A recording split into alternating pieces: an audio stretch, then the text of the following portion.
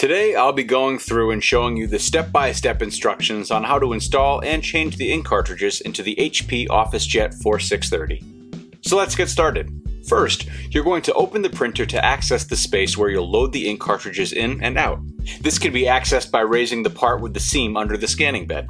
Now that we're here, we're going to take the ink out of the packaging. If you are installing the ink cartridges on a brand new printer, be sure to remove the placeholder plastic tabs before you try to install the ink cartridges. If you are replacing empty ink cartridges, be sure to remove the old cartridges before starting. You can even take your empty cartridges to an office supply store near you, or mail them into the printer manufacturer free of charge for them to recycle the empty ink cartridges. Now, we're going to take the ink cartridge and snap it into place.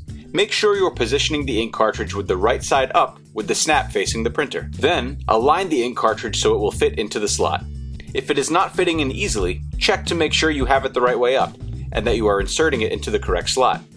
Or, if the ink cartridge is still not fitting, check to see if you have a compatible ink cartridge for your printer. In our case, you will want to make sure the ink cartridge is compatible with the HP OfficeJet 4630. Now you've installed one ink cartridge. Now you'll need to install the other colors, the same way you just installed that last one. Then, the printer should automatically start recognizing them and begin its process of preparing them to print. All done. Now, you're ready to print.